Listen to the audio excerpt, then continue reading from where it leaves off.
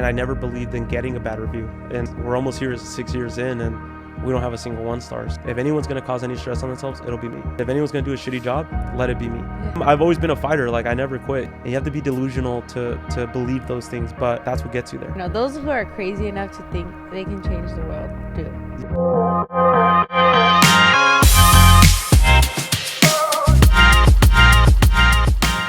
Today we have a very, very special guest. I'm excited to welcome Jason. He built a multi-million-dollar tint business, now in commercial. And I want to welcome you onto the podcast. So welcome. Yeah, thank you. And I'm really excited to have you on because as I was thinking about it last night, I was like, man, what you do is tough. Like, I can barely put the screensaver on my phone without the little bubbles. Yeah. I was like, I don't know how you do it. And I know you're scaling multiple locations, and you did multi-millions under 30. I know you just turned 30. Yeah. So that's really impressive. And tell us how you got started in this industry, because it's very niche. Yeah. It's very niche. So tell the audience a little bit more about you and how you got started. So pretty much, I grew up here, and I actually grew up in Orange County, but I'm from Santa Ana. And I used to actually work, in the automotive industry because my father was a detailer. So, nice. Growing up, I used to go to work with him since we were like 4 or 5. And it's funny because there's a dealership down the street right here that I actually used to wake up at 5 a.m. with my father to come and pretty much wash the whole lot of cars. So if they had like 100 cars, we'd wash all 100 cars, and my dad would be pretty much the one, showering the cars with water or whatever, and I'd be behind him drying the cars. So, I've always been in like the car industry, and growing up, I don't know, I never really liked the detailing, but I always knew I wanted to do something with vehicles, and that kind of led up to the whole window tinting. But how did you get into that? Like, that seems tough.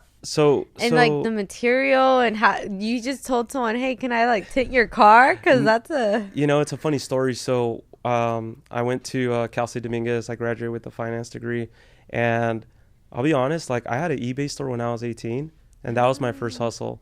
So I went to apply to Chipotle. I went to apply to Target, and at 18, you don't have any work experience, right? So I never got a call back, and I was out in college, and I remember I went to go work with my father for 2 weeks before college, and right before I moved in, he gave me $400 for those 2 weeks, and I was so grateful. I was like, okay, cool, I have $400, right? But that day that I was, in my dorm, the thing is that at Dominguez, the dorms are they're small apartments. So you have a kitchen, you have a little living room, and then 2 bedrooms, and I remember I was sitting in the living room, and I was just thinking damn, after I run out of these $400, what's next? I don't have any money to, for food or whatever, right? Expenses. And that same night, my first night there, I was just kind of brainstorming, what can I buy and flip so that I can, make some money? And I knew I didn't want to buy anything that was small margins, $10 to 20, 30, because then I would have to sell multiple of those, right? So whatever, freaking clicked out of nowhere. I was like, you know what? I think I can buy iPhone. I could buy probably a used iPhone. I'm in LA, and in my head I was like, shit gets stolen here all the time.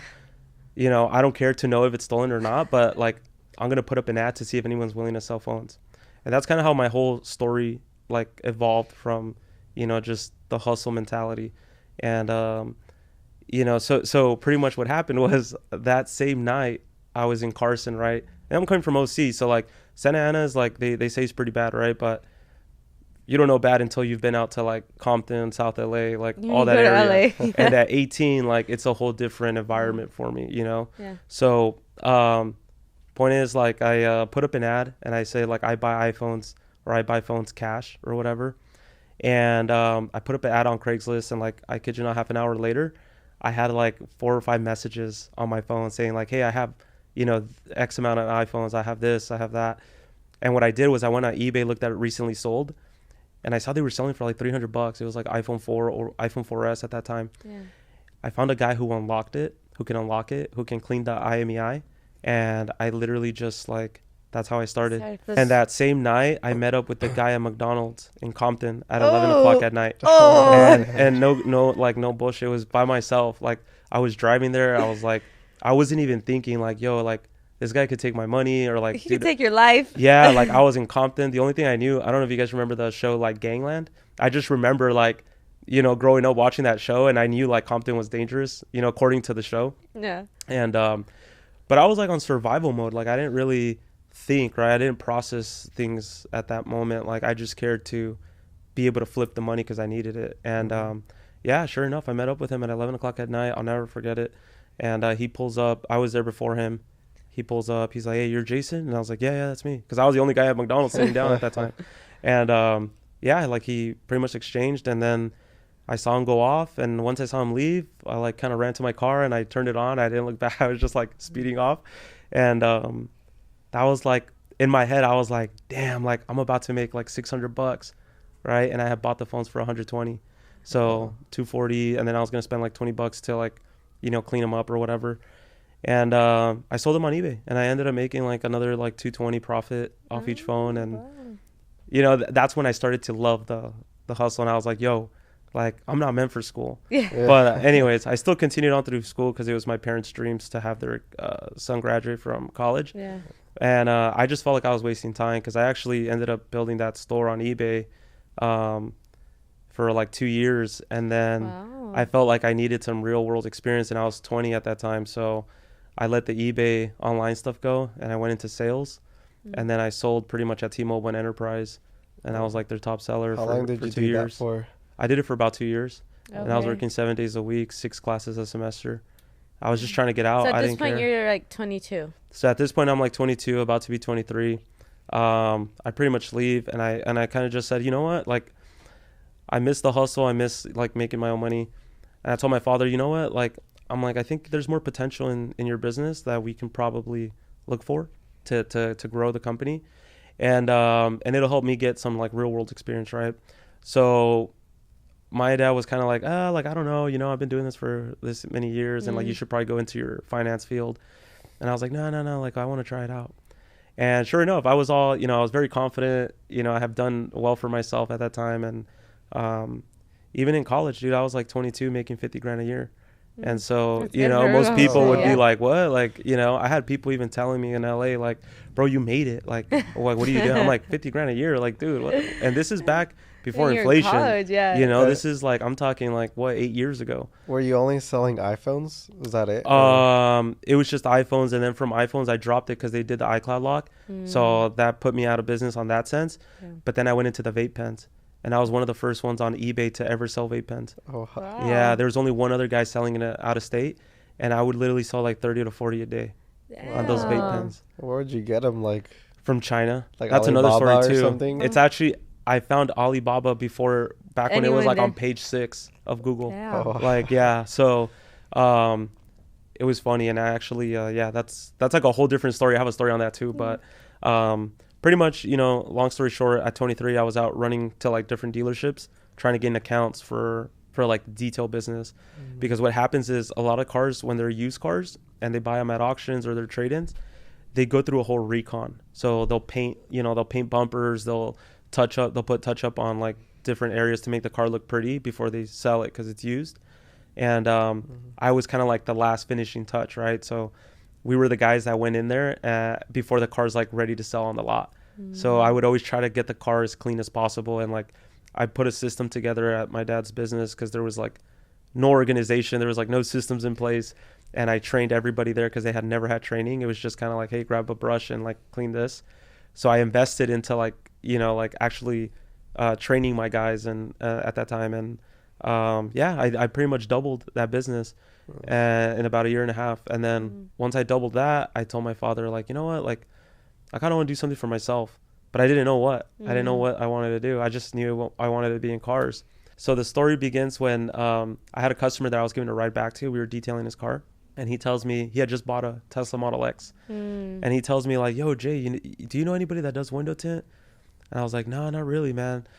He's like, they're trying to charge me $1,000 to tint my windshield. And I'm like, really? $1,000? He's like, yeah, man, it's ridiculous. And I was like, damn, that is ridiculous. Like $1,000. And then in my head, I was like, damn, is that what people are paying out here? Like I'm detailing cars for like $200. I'm like, dude, I'd rather tint a windshield for $1,000, Yeah. right? And all I kind of saw was like money signs. And You're then, like, cha-ching.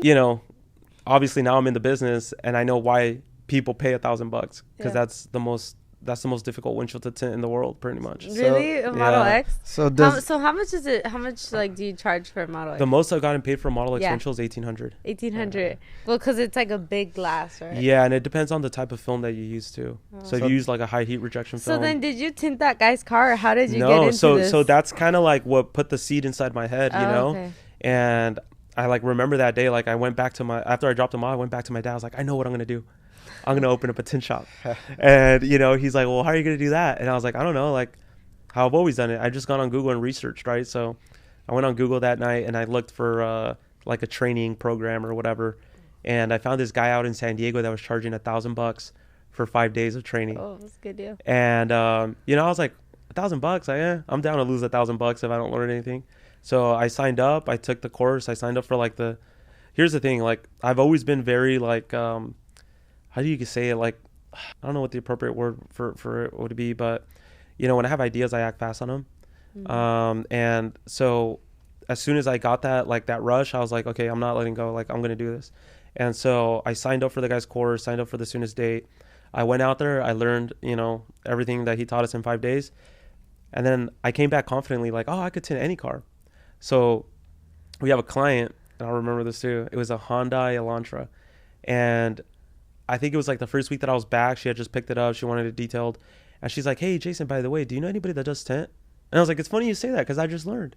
I was like, let me do your car. Yeah. And I'll never forget that day. Like so pretty much we closed the shop around 7 and I got everything ready. I started working on the car like around 8 o'clock. And it was here in Newport Beach, actually. The shop's out here in And the Newport. shop was the detail. It was the detail shop, Yeah. but the detail shop has a carport. So it's not like a facility. You know what I'm saying? So it's still open, super cold. It was like in December. And Did you it mess gets it up? it gets super cold down here too. And Yeah. so pretty much I started at 8 o'clock and I started the car at 8 o'clock and I was like, oh, I'll have this done by 12. And sure enough, I was there till like 4 a.m. And I felt like giving up. Like there was times where like I was like, what? Like what did he teach me? I forgot what I have to do here. Call him. It's like midnight. Yeah, you can't. Yeah, you can't. It was overnight, you know. And like he would always say like, hey, I'm here to support you guys, but send me an email. You know what I'm saying? Take pictures. And it's like, dude, I need help right now, right? But you know, I've never been a quitter, and you know, it was kind of like I went through a whole box of film, and I only charged her $100. Wow. You know, and I didn't care for the money. I was just like, I need to practice. Yeah. I was always thinking ahead, right, and in the bigger picture. And yeah, I finished the car like at 4 a.m. I went home, and I pretty much knocked out. I woke up at 7 because I was turning the car into her at 8. Yeah. And yeah, I turned it into her. She loved it. Until this day, you know, like a few years back, I spoke to her, and I was so sorry I didn't speak to her, but because she moved out of state. But I spoke to one of her friends, and she's like, "Hey, you know what? Like Melissa still remembers the car you did for her. She loved it so much. She's like, she loved that job." And now thinking back, I'm like, damn, I think that was one of the shittiest jobs I've ever my done. God, that's You know, That but was your first. yeah, and so you know that happened multiple times. Like it Yeah. wasn't, you know, I didn't learn off the get go, and It seems tough. Like It I was is. telling you, like even with my iPhone, I put a little screensaver. I'm like all Yeah. these bubbles. So I now can't even imagine like imagine bigger it. windows, and you know the thing is that the industry is it's very niche, right? Like Yeah.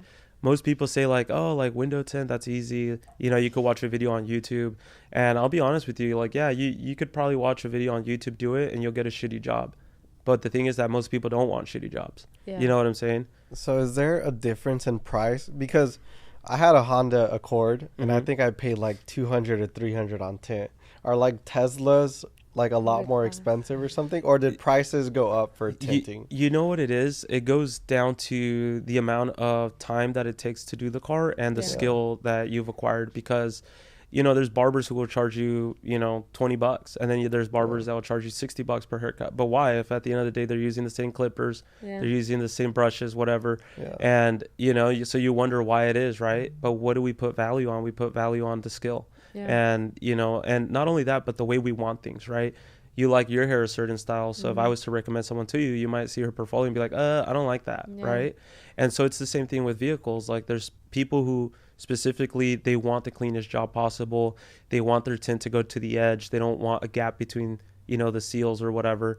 And there's people that just nitpick stuff, and people who've had bad experiences that wish to not have those, and Yeah. they rather pay more, Mhm. right, to have a better job done. So, but going back to, like, I've had Hondas that pay $1,500 to get their Honda tinted, but it just comes down to the type of film. Yeah. Right. And I think that's very unique because we actually know a couple of people that do tints and wraps, and we're like, oh yeah, like our friend Jason, like he charges this much, like he's doing really Yeah. well. It's the I had second a- location. Because we have a friend who's starting like wrapping cars, Mhm. and we told him like, oh, why don't you like add tints? And I think he said there wasn't enough money in tints, but I was like, we know Jason, he's making a lot I of was money like, in he's tints. making millions So I'm with like, tint. That's why I'm like, And huh, I think is we it- told him, we're like, you can do, like, you can make this much, and he's like, he's how shocked. does he charge that much? I was like, well, I'm asking him on I was the like, podcast. well, I mean, he has like 1,000 5-star reviews. Yeah. Maybe that I helps. think- Yeah, well, here's the thing. Like, I'm the only tint shop on Yelp in Orange County that does not have a single 1-star. And I Wow. have about 870 reviews now. That's So, Do you think that's what helps you charge more? oh, Or is it- 100%. Yeah, 100%. Because, people, obviously, they do their research. They look up, especially on Yelp. I get a lot of clients from Yelp, and, they'll look at other tint shops, and yeah, they might have, 600, 500 reviews, and they might be like 4.9 star rated. But then when they look at their 1-star reviews, like, they see the responses that other owners give them, right? Their clients. Yeah. And they see pictures of the things that they've done at that shop, right? Yeah. And I think that's where people really realize that I'd rather pay $100 extra to Yeah. go to Jason and avoid having that happen. Mhm. You know what I'm saying? Yeah. Or at least the chances of that happening are going to be much lower than if I go with a shop that already has the habit of Yeah. doing those Yeah. And things. what are your thoughts on wraps versus tints? Do you like tints more, or why wouldn't It's you like? funny that gentleman says that, Yeah. whoever that gentleman is, but because I see wraps and I'm like, there's no money in wraps. Mm. You know what I'm saying? Like, there's people that charge on a wrap, they charge about 2,000, 2,500. We've gotten paid up to 3,100 to tint, a Model X. How So, Like 3,000. we've charged up to 3,100 Oh, wow. for a Model X, Yeah. using the most expensive film that there is on the Yeah. market. So it depends on the type of film too. You get. Correct. Yeah. Yeah. So we use, like, I think there's maybe one other store in Orange County that actually uses that film that we use. Mhm. But most shop owners won't use them because it's expensive, and it Mhm. requires a lot of skill to actually be able to mold the film to the Mhm. shape of the glass. Mm. And so, not only that, but they're watching their profit margins. Does that make sense? Yeah. So they don't want to spend. They You guys rather are buy premium. rolls that are $300, 400. Yeah. Yeah. But on average, my rolls are almost $1,000, Yeah. and it goes up to like 2,000. That's how much I pay for my boxes. Yeah. Whereas other tin shops, they pay 400, $500 for their boxes tops. Mhm. And so at the end of the day, it's like I'm investing more in my material so that I can give my clients the better best. product. Yeah. You So- know? And actually, I'm curious. So, how did you go from like, okay, I learned how to do some tint on like a Honda or these cars, right? But now you have like a multi-million-dollar shop. So there's a lot of people that they never break that mill or they never can scale our business. Now you have a second location. So how did you go from, you were working with your dad and you're like, you did a couple of cars to like actually owning like your own shop Yeah, and like, scaling So that? the funny story is that, like, I hadn't even mastered like the art of window tinting yet. I learned in late November, and then I opened my shop up May. So I didn't care to become like the world's best window tinter. I just wanted to create the best window tint shop in SoCal. And I never believed in getting a bad review, and and like we're almost here 6 years in and we don't have a single 1-star. So That's awesome. you know what I'm saying? Like, it's just the mindset that I had when I first started, and like, just never giving up, because I had stresses that I honestly almost made me fold and be like, you know what, like, I'm done.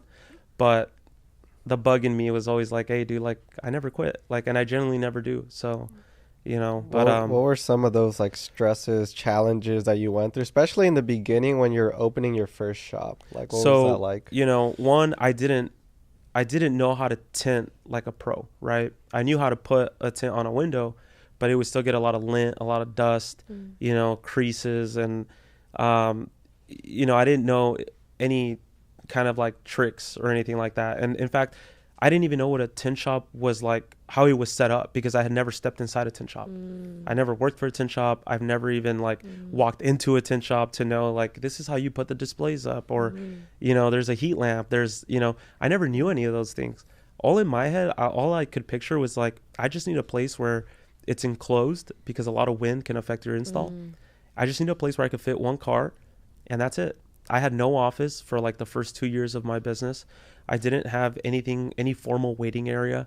So, you know, I was never focused on like the make it pretty aspect, right? I was more focused when I opened my business as in like, I need revenue.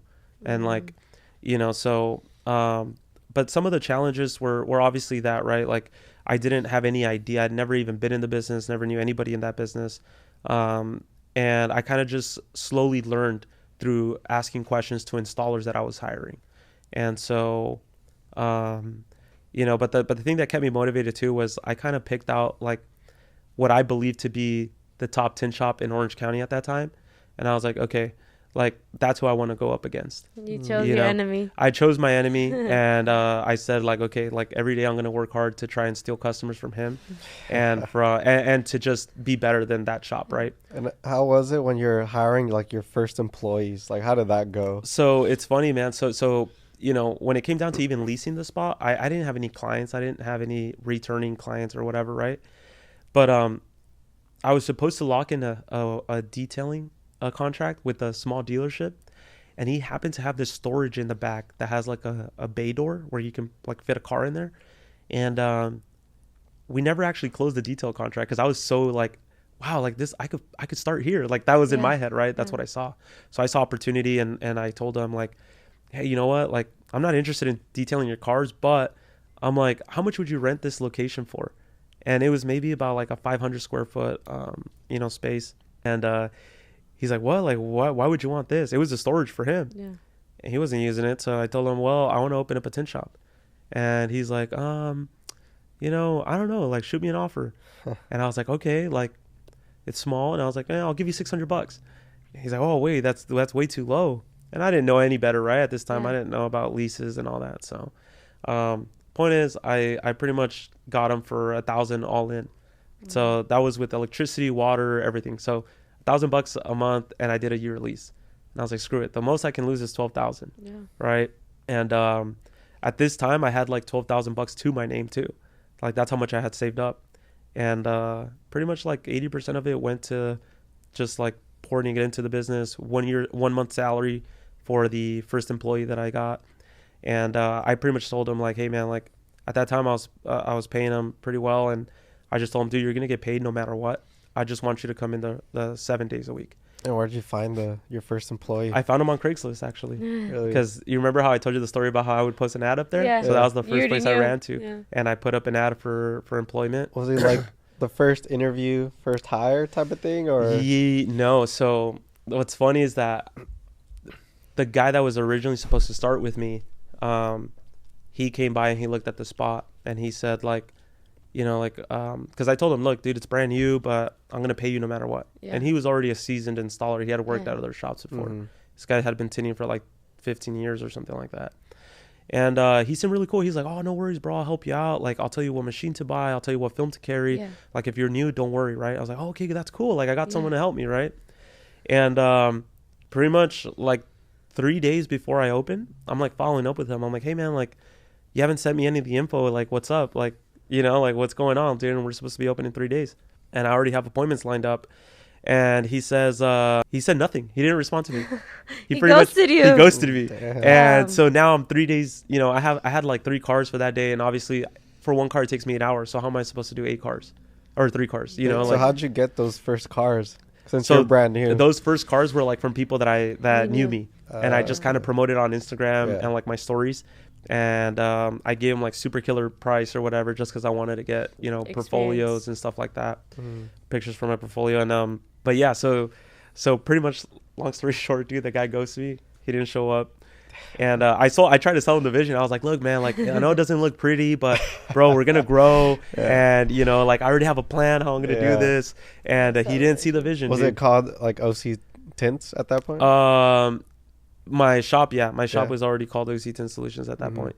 And it's funny. So it was a rocky start. So it was a rocky start for sure. Nothing was going my way, and I was honestly kind of like, I was scared. I was like, damn, what am I gonna do? Like, I can't tint 3 cars. And so anyways, a guy hits me up like the day before I opened. He had just moved from Florida, and he was new here, and he was a window tinter. And I told him, hey man, like, you're still gonna get paid. He needed money, so you're still gonna pay you. We're gonna do a few cars here and there. And I sold him the story, or the vision, and he was like, yeah, let's do it. So point is, I got a guy to come in, help me the day before. Damn. And Does he saved the day. No, he doesn't. Yeah. No, it's funny because, like, I was so thankful that he like helped me in the time of need, right? Yeah. But that slowly also turned into like a horror story, because then I was having a lot of clients come back. And keep in mind, I don't know anything about window tint, right? So he would tell me, oh dude, that's normal. Oh yeah, there's a bunch of lint and dust. Like, oh dude, that's normal. It's just, this is part of the industry. So I was like, oh, okay. Like, I guess it's the industry standard, right? Yeah. But people kept coming back, and like my customer service would always save us from a bad review, because I was always willing to redo their windows. And I noticed I was losing too much money on material. And one thing I'll be honest with you that I've always hated is like people coming back to fix things. That is like one of the biggest pet peeves of mine. Like, my thing is, like, we have to do it right the first time, because people are dropping off their cars, their time is valuable. And so like, it would literally bug me, it would stress me when like people would come back, because I felt like as a company I was falling short. And so I had never fired anybody, I had never let go of anybody, right? But I had written him up and told him, like, dude, we got to do better. And he didn't improve. He would show up late, he'd leave early sometimes. And like, so like he would leave a car, like he had a bunch of baby drama or baby mama drama. So like he would leave like a car like halfway done, and he'd be like, oh, I gotta go, bro, but I'll be back. And I'm like, dude, what the hell? Like, you can't just, dude, the customer's waiting for his car. And he would leave and come back. And so it was a lot of it was very stressful to deal with an employee like that. And eventually he was only there for a month and a half. And then I hired another employee who only had 2 years of experience. But this guy that I had let go, he had 20 years of experience. Wow. 20 years of bad habits. Yeah. And so that's the thing. You can have, I never really cared for experience. When someone tells me like, oh yeah, I have 10 years in this, I don't care.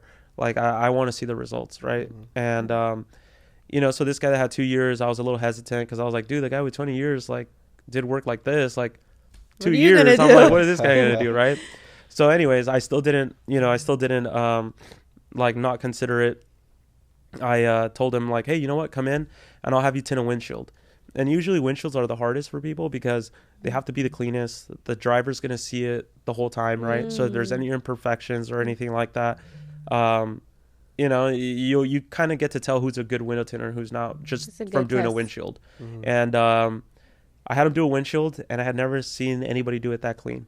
And I was like, dude, like, you're hired, like 100%. And he stuck around with me for like about 2 years. So he contributed a lot to our success. And I only had one employee. It was just me and him.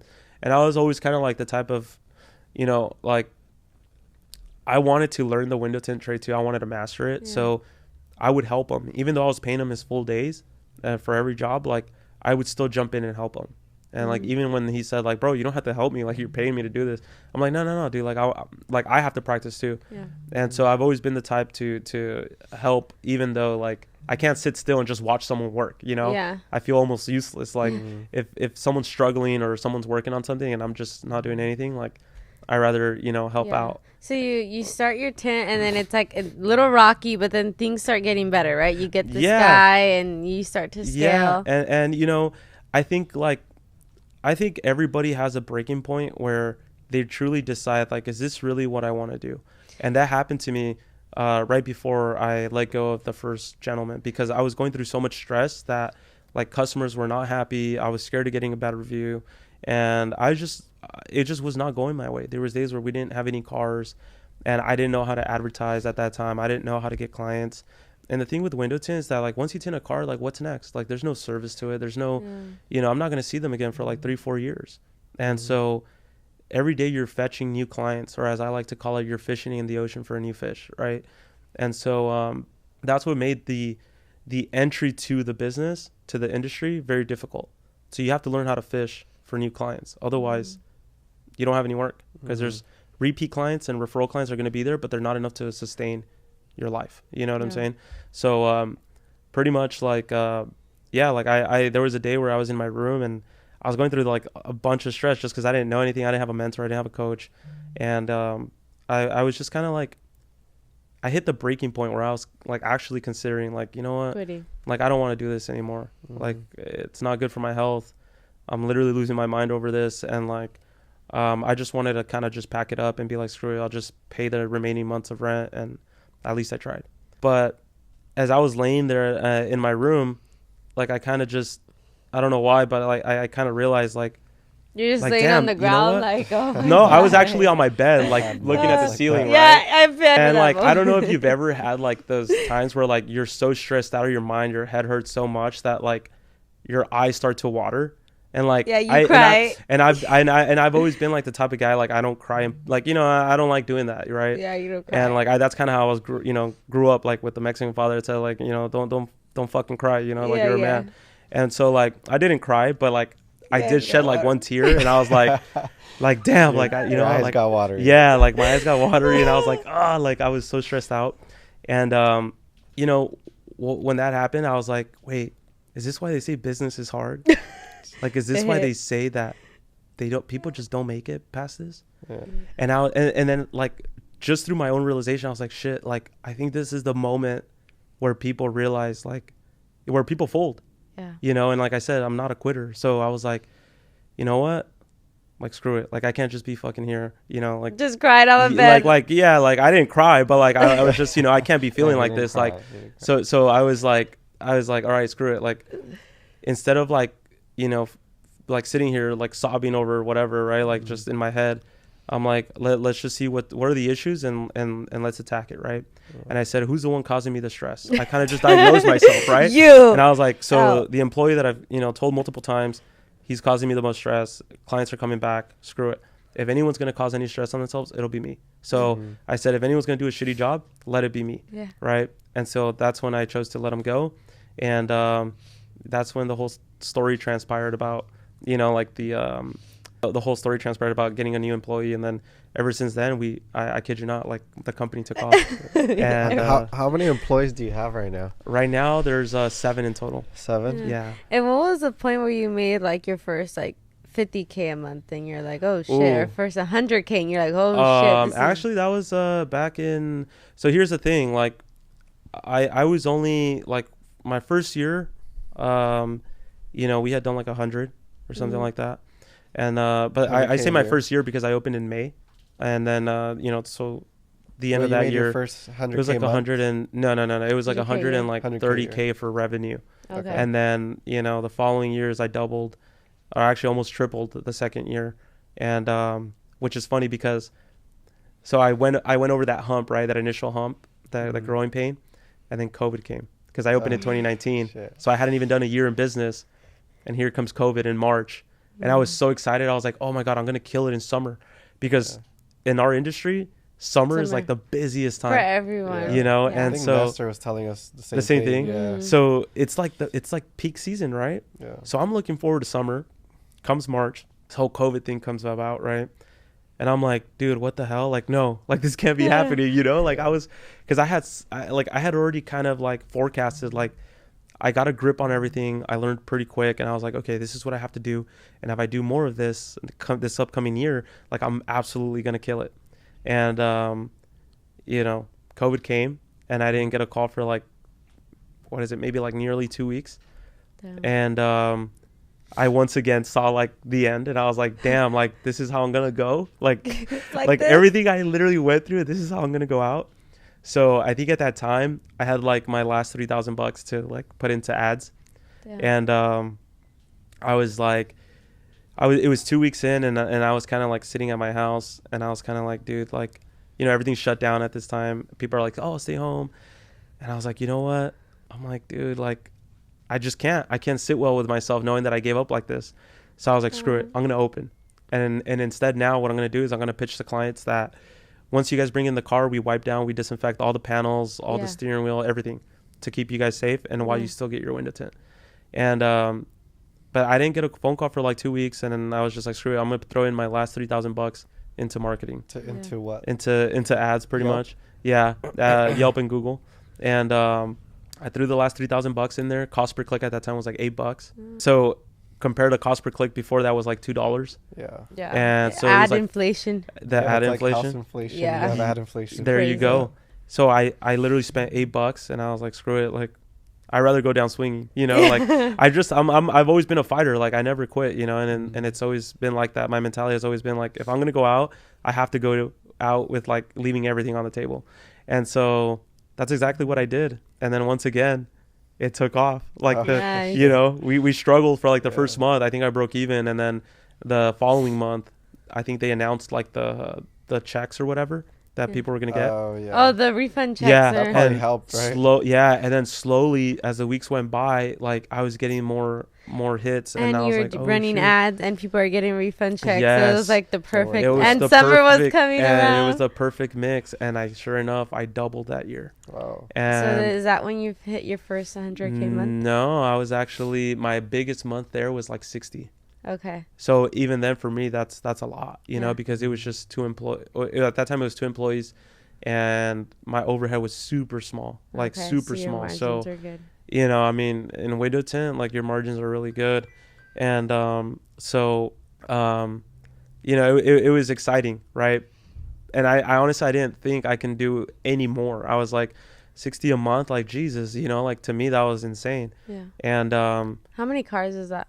it depends. Our average Yeah. ticket is usually about like 800 to Gotcha. $900. Gotcha, okay. Yeah, at that You need a lot time. of cars then. Yeah, at that to make time, that our much. average ticket now is about 1,000. Okay, But yeah. at that time it was about 800 to 900, and it was a small shop still too, and you know it was good. But the following year comes in. Well, that same year, I actually I was subleasing off of someone, right? And the master lease was going to be up, so they tell me like, hey Jason, do you want to take over the whole building, because we're out of here. So you either got to lease the entire building, or you got to see if the new person who's moving in is going to want to sublease. it to you. And yeah, they didn't. So so I literally was left with You're like, like I'm not yeah, going. I was like, that was right here. or- yes, because yeah. after COVID, I had moved. So after my first initial Yeah. shop, I moved to a bigger location, and I was subleasing off of a friend who owns a dealership. And yeah, like that was another hurdle that I had to cross. Yeah. And you know, in automotive, like it's hard to find an actual spot to lease, because a lot of landlords don't want like cars inside their facilities or their bays. Right. And so pretty much I was out. I had a whole month to look for a shop.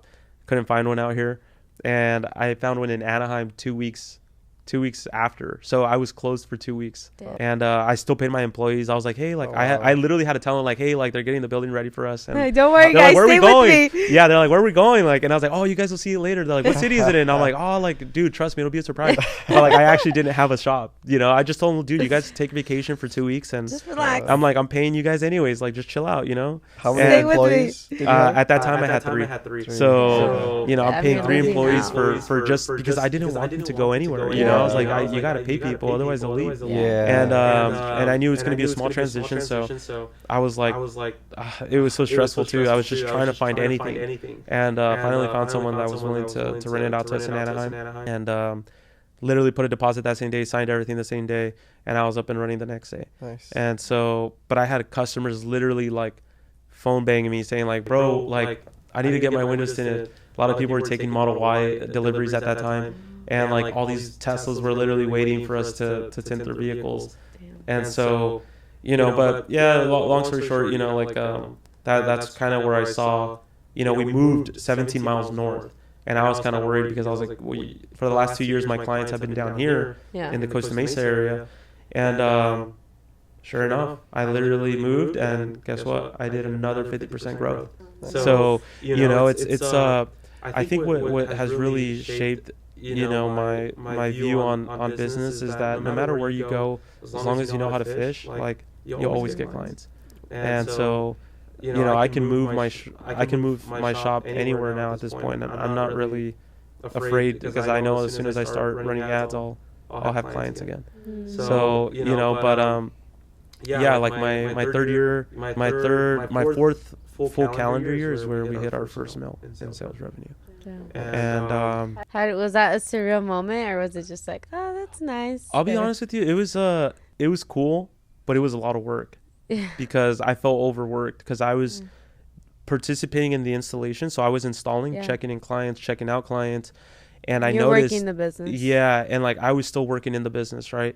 And I realized like I can't kill it next year. Like I pretty much just maxed out, right? Yeah. Like I maxed out that year, and I knew it. Like it's funny because every New Year's Eve, I think about, how much, like how I'm going to, attack the next year. And like, I always reflect back on the current year, right, that just passed. And I'll kind of like just say like, damn, like, was that a tough year or was it a good year? And then how, I kind of set my mind to how much more I'm willing to give to the business this upcoming year compared to last year, right?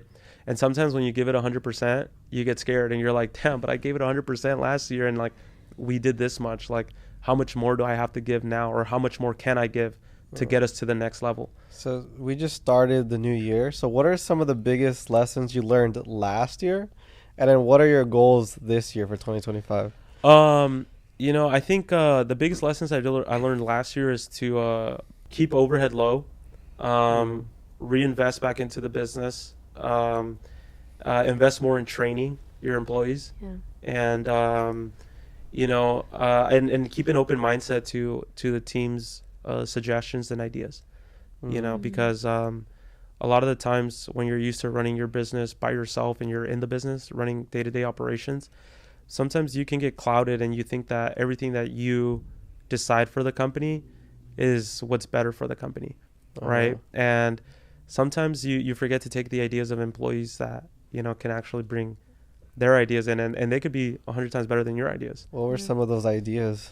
I think a lot of those happened back in 2023 because I had just hired a manager, right? And I knew that like bringing in this is the first time I've ever allowed anybody to take full control of the business, right? And me step back, which is at that time was one of the scariest things because you like things done your way, right? And so I think once it comes down to like allowing someone else to take control of the business and setting up the systems and procedures in place for them to do an efficient job, they'll never do it 100% how you wish to do it. But I've grown to understand that as long as my guys can do 80% of how I used to do it, I think the business will continue to run successfully. And what are some of your goals for this year? So I know you started getting into commercial tinting. Yeah. So last year's goals were all hit. In January, I wanted to get my contractor's license to start working on residential and commercial properties, because people tint those as well, which most people don't know. But there's people tint their homes and office windows, building structures, they all get window tint as well. So I wanted to tap into that industry as well, into that branch side, I guess, of the industry. And I got my license in June. I studied for it. You have to find someone to sign off for you. So all of that happened pretty quickly, and I was able to do that in June. And then I opened up my second location, which I wanted to do as well. Nice. And I opened it up, and I got the lease in September. I had to deal a little bit with the city's stuff, but we got that open in late November, early December. Nice. So we just finished our first month there, and it's exciting, I think, I think for me, it's like a lot of it is obviously the goals. I think this year I didn't really necessarily set up a plan for the goals this year, but I did set up a 5-year plan before I turned 30. And so for the first time ever, I actually sat down and I was like, okay, what do I want to do for the next 5 years? And, it was like a month before I turned 30. And I wrote all my goals down, and I wrote not like what I'm going to do to get there. I just put like what I'm willing to sacrifice to actually get there. What are some of those things? And which ones? The goals or the things I'm willing to sacrifice? Yeah, both. Yeah. I want to know the goals and what you're willing to sacrifice. My goals, was my goal right now, 5-year plans to take the company to $5 million a year. Yeah. And, through the commercial, residential, and shops. I want to add another location in the southern part of Orange County to get Orange County kind of covered in all areas, That'd be cool. so we can gain ground in all of Orange County. And then I think what else did I put on there? I put that I wanted to start my family. I wanted to get married Oh, nice. and Nice. hopefully have 2 babies if possible. And I want to, you know, I want to have a $2 million house. And In what area? I didn't necessarily put an area. No. Okay. He's open. Because it's I you know, when I first bought my first home, I was kind of looking in like Irvine, and then I went to Anaheim, and you end up like in Yeah. other spots. So Basically OC. OC. Right? pretty Yeah. much OC. Yeah, Yeah. I love OC, Yeah. and Us too. I'm an OC kid at heart. You know, so yeah, those are some of the things that I can remember off the top of my That's head. what about the sacrifice I know, part? I'm That's curious. interesting. The sacrifice Yeah. part. Because a lot of people set goals, but they don't like Yeah. write down what they're willing to sacrifice. So I wrote down. I mean, here's the thing: when you're scaling, sometimes you're over leveraged, right? Mm-hmm. I fund everything myself through my own money. I don't take out loans Or to credit fund the cards business or debt. or the credit cards. The only credit card that I ever took out, and that was because of Albert was telling me about points and stuff. And some of my employees told me too, like, bro, why don't you get an Amex, right? Oh, yeah. So I got the Amex Platinum last year, and like now I just use it for the points, and then I pay it off or whatever. Yeah. But I've never really funded anything through debt, right? I've always Mhm. scaled through capital and through my own capital. And so, when it comes to the sacrifices, I wrote down like, what am I willing to sacrifice? I think for marriage and for the kids, right? You're willing to sacrifice. For me, it's always been like your how should I say, like your time, right? Because sharing your time and even when you feel like you want me time, because as a when you're a boyfriend and girlfriend, like you guys see each other, like I don't live with my girlfriend, so we see each other for a few hours, throughout the week, and like it's different when you live with someone. You have to take that person into consideration in regards to decision making. And not only that, but when you marry, it's a contract, right? And I think you're bound to it. Like, and for me, I take stuff like that very serious. So if I'm promising that I'm gonna, fulfill, right, like my duty as a husband, then I also have to be willing to give up, any personal time that may come about that I would want. I just kind of got to learn to give in a little bit and like not be so selfish anymore with your time. And so I think that's one of the things that I'm willing to give up, is a little bit of selfishness with my time. So your alone time, basically. Yeah, pretty much my alone time. And, I'm willing to give that up. I'm willing to give up, I guess, maybe even like, I know I wrote down, like, I'm willing to give up my house if I had to, I'm willing to sell it if I had to.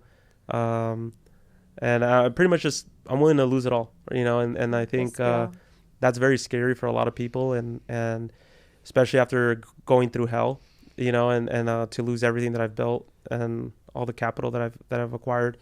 But at the end of the day, like it's just, I've always been willing to lose it all. And I think that's why I've always done so well, because, for me, I always look at the lowest risk or the highest risk, sorry. Yeah. And More what's the risk, lowest more point I can reward. reach. Right. Yeah. And so when you're a person that, I feel like when you're willing to lose it all and you're not scared to, there's really nothing keeping you anymore once you've accepted that, So if I'm willing to accept losing my house, losing my cars, losing my truck that I love so much, or anything like that, like at the end of the day, like what other excuse do I have to not get to it? Yeah, I feel like once you get there, we used to joke around. I'm like, what's the worst that happens? Like, we go live with your parents? Like, okay, whatever. Yeah, and like, once you that's- think, okay, worst case scenario, like you lose your house, your car, like, okay, well, It's not that bad. it could Yeah. be worse. I have like 4 siblings. They all have houses. I live in one of those rooms. Like, it'll be fun. It'll be fun. Yeah. But I like how you wrote down the sacrifice, because that's very unique. A lot of people don't put that, Yeah. like what you're willing to sacrifice. Even in terms of alone time, I know you used to love your alone time, and Yeah. how has it been now? Like, 0 alone time now. Yeah, so you see that's and it's funny you bring that up, because that makes it relatable. I think as men, like that's kind of like our thing. Like we love our alone time, our quiet time. And It's funny because she's like the opposite. She I don't hates like her being alone alone. time. I don't like But being you know alone. what? Our son Zion, he's the same way. He doesn't like to be alone. Like Oh, he really? wants us to be there. But I always. think in the beginning it was the same thing where he was like really used to alone time, and I don't know, I just never like to be alone. And you Yeah. get married, and it's different. Maybe but it's a guy thing. yeah, Like, I think it might be a guy thing. and you do have time, like you do jujitsu and other things. And I try to like, yes. if he's like had a long week, I'm like, I think you need to recharge, and you recharge alone. So do your thing, you know. Yeah. And it's never gonna be like, oh, I could never just be me or do me. You know, there's moments you're gonna have, or you can still go out with your friends. And your life goes on, but I think it is definitely an adjustment. It is an adjustment, and I think that's like that was like my biggest fear, right? Of like getting married. Like I love my girlfriend, and you know, like I obviously want to get married and have my kids, and so I think a lot of the times, you know, I've written down goals in the past, like when I was in high school and stuff like that, right? They tell you write down your goals in school, but I never actually done it out of like my own choice, right? To do it. And 30s could be scary for a lot of people, right? I feel like the 30s are where most people who like, you know, enjoy their 20s a little too much are, you know, it's like the point where they realize like, damn, like I need to get my shit together, right? And so for me, like I'm kind of happy because even though I've done so much, I feel like I haven't done enough, and I'm just glad that I even started. But I feel like if you know, now we're at the position I'm in, I'm just, you know, I have to be accepting of all the things that can happen, right? And I rather tackle things with what I'm willing to lose than, you know, to say like, oh, I'm gonna, you know, wake up early and I'm gonna, you know, do this. And it's just like, at the end of the day, like if you really face the sacrifices that you're willing to make, then you'll always have a reminder saying like, hey, you were willing to lose this, remember? And so it kind of holds you accountable. You know what I'm saying? So that pretty much sums up most of it. Yeah, that's really cool how you're able to grow it from like, you know, the small shop with one employee to your shop in Anaheim, now Costa Mesa, now you're doing commercial, residential. Like that's really cool. I'm sure your like finance degree kind of helps you with some of the business finance, looking at overhead, because you talk about overhead a lot, so you're probably finance kind of helped a little bit. Like it definitely did, but I think it was a lot of it was just like general accounting, like, but I'll be honest with you, man, like I thought like getting the degree was pretty easy, you know, because I never really loved school, to be honest, and you know, but it was more of like, what can I do enough just to pass, because I didn't want to go 100% into school, right? And I think I've always been like I've always lived below my means. Like, you know, that was the biggest key for me, that I've always lived below my means. I've never overstretched myself to, you know, live beyond what I can afford. And some people might call it stingy, some people might call it, you know, whatever they want to call it, but I truly believe in that. Like there's nothing like having the peace of mind that there's money, you know, in your account, and it can save you for a rainy day. You know, and so I think like the biggest thing I learned too was I think in school was the time value of money, right? And sometimes having cash on hand is more valuable than having, you know, your money spent in other things like liabilities, right? So like there's people that love to pay their car off and they love to boast about it and say like, oh yeah, it's already paid off, I paid it in cash. And it's like time value of money teaches you that cash is more important sometimes, right? Because of opportunity costs. Opportunity could come your way, and if you don't have the money to move forward with that opportunity, then guess what? That money's sitting in your car.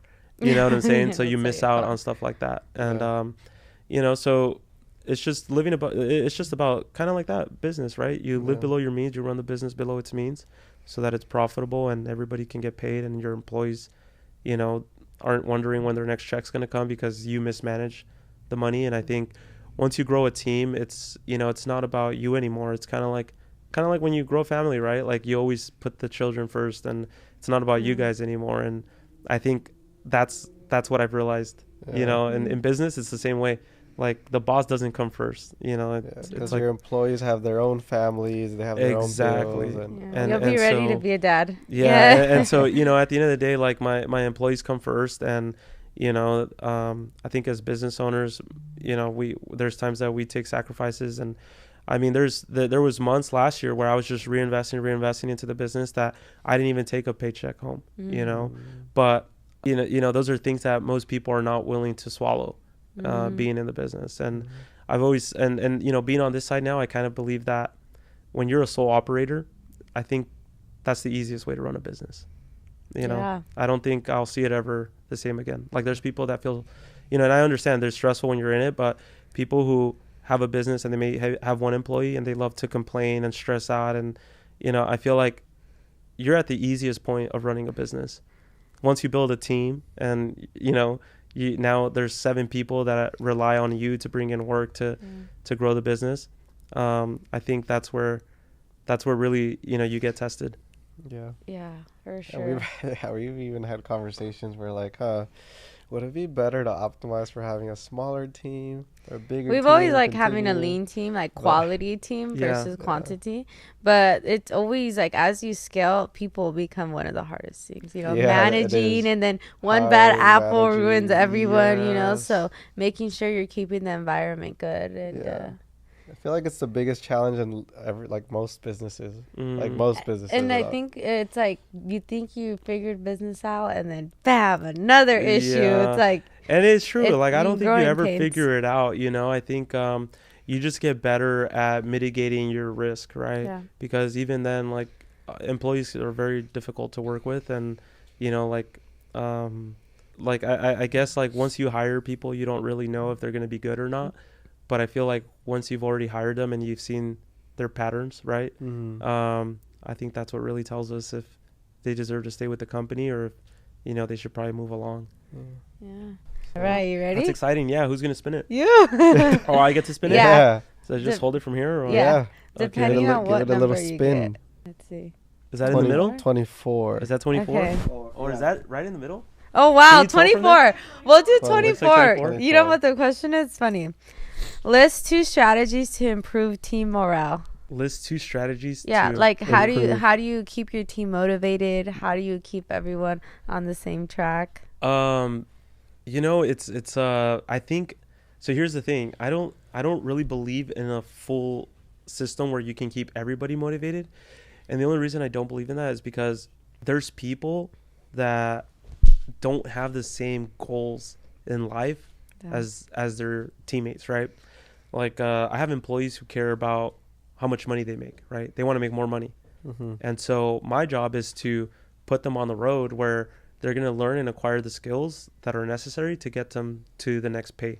How do you go about that? So if someone's like, I want a raise, or I want a promotion, or I want to get paid more, how do you go about that? Do they just get it? Is there a roadmap? If you say, hey, is that I hold like 6-month performance kind of like reviews. So yeah, like pretty much performance reviews, and you know, we work on like where it is that they want to be, where is their ideal salary that they would feel, you know, the happiest with, and if they're not there, then how do I get them there, right? And the thing is that I always tell them, like, you know, I'm not here to give free handouts, but my job here is to build a road to where you can actually, you know, take to achieve the salary that you desire, right? And so for some employees, it's the salary. Some other employees that have worse experiences, you know, or I guess bad experiences in their job in their job field or their job experiences, I feel like they care a lot about how the business is run and how they're treated as employees. Because you'd be surprised, like everybody thinks that money is the driving factor, but there comes a point where people are genuinely happy about what they're making, and now it becomes about a daily experience, right? Because at the end of the day, like they're coming in, and if they're coming into an environment where they don't, you know, you could be making money, but that doesn't mean that you like your teammates. That doesn't mean that you like even working there. You can hate working, and I know people like that. Yeah, you know, they make good money. It's like Ralph when he worked at Microsoft. You had such a good job, but you're like, I can't wait to be full time. Yeah, but it's true what you're saying, that some people, they're more money motivated. Some people they care about the environment. They care about how they're treated. So you kind of have to find out. And so what I do is, like, you know, even throughout when I hire them, I ask them these questions, like, you know, what's some of your financial goals as far as, like, you know, your career, and what's most important to you, you know, in a work environment. And you know, that's where you kind of figure out, because you have to have some acknowledgement and like understanding of where your employees are at, you know what I'm saying? I'm not saying you have to be their best friend, but I'm saying like you should talk to them to get to know them too, because at the end of the day, if you know how to treat people like people, then you know you have a better chance of keeping them and them actually loving their bosses, and maybe not even loving them but respecting their boss, right? And so I think that's kind of like what has helped me, that I just make it about the people. Yeah. Awesome. Well, we got one more for him. Spin it one more time. The wheel of faith. Is that a 40? 40. Yeah. So if you could start over, what's one thing you would do differently in your business journey? If you could start over. If I could start over, what's one thing I would do Differently. differently? Knowing what I know now. Yeah. Mm-hmm. I mean, I would throw more money on ads. I would hire the best installers probably, or I would retrain the same employees that I have because they're amazing. But I think the biggest thing that I would do differently is I would think bigger, because I came from making like 6,000 tops at like 23 a month, and I always thought like 10 grand. If I can make 10 grand a month, like, wow, I would have such a great life. Like I could have my dream car and have my own apartment, and I never thought any bigger than that. So I wish when I first started my business journey, I would have really just dreamed bigger. That's what I would have dreamed of. That's what I would change. The number one thing I would change is that I would change my mentality to actually dream bigger, because if I've gotten this far not dreaming that big, maybe if I had dreamed a little bit bigger, I would have probably changed a lot of stuff quicker, and I would have taken action a lot sooner. But I really like that because then you're essentially, you kind of uncap yourself if you're thinking like 10x instead of if I think 10K versus thinking 100K, you're thinking completely different. Yep. On how to get there. And you know what? My first realization was one time, I think on my second year, I made like 20 grand profit. And I was like, what the hell? Like, dude, I made 20 G's profit. Like, take home. I was like, oh, wow. Like this is cool. I never thought like I could do this, and at that time I was like 26, I think. Yeah, I was 26. So I made my first 20 in a month, and like that followed with like 15, then 18. And it was like, I just couldn't believe it. It changes your perspective. Yeah. Right. And so then I was like, dude, I'm not thinking bigger. Like I need to dream bigger. And now I'm here and I'm like, I need to think bigger. Yeah. So, like it's, and I think, you're right. You set the threshold, right? Like you set the bar up super high. And even if you only get halfway there, guess what? You're still better than where you first initially would have ever thought. Yeah. So, I think that's a good one. I feel like that's the biggest thing for entrepreneurs. And it's kind of like that book, Think and Grow Rich. Like what you think you're going to do, like that's what you're going to aim for. So I think that's the issue with all entrepreneurs. And you get to that level and then you're like, got to be bigger and bigger and bigger. Yep. I think that, and if I was to change anything, I would believe in myself even more, because I've always kind of underestimated a little bit here and there. But I think that just comes from like not having the experience. You know what I'm saying? Like I wasn't experienced at that time, and most people at 24, they're partying it up, doing XYZ. I'm 24. Yeah, well, there you go. Except for you, it's a small population, right? It's a small percentage of people that are actually thinking about where they want their life to be by the time they're 30. I think that's one thing that holds people back the most is self-belief. Like not believing in yourself. That's probably the number one thing. And I have a lot of people through the videos that tell me like, bro, how is it that you got paid 3,000? Like, there's no way. Like, you're doing this for views. And I get it. Like, it's to some people that might not seem, ideal, or like, it might just seem like fake. Yeah. But to be honest, like, if you believe you can get paid that, you will get paid that. And so it all just comes down with belief, and how they say it's true. If you do believe you can, then you will. And if you believe you can't, then you're also right. You can't. Yeah. And you just have to be, I always tell this to my girlfriend. I say, you have to be delusional. You have to be so delusional to believe in yourself, a little crazy.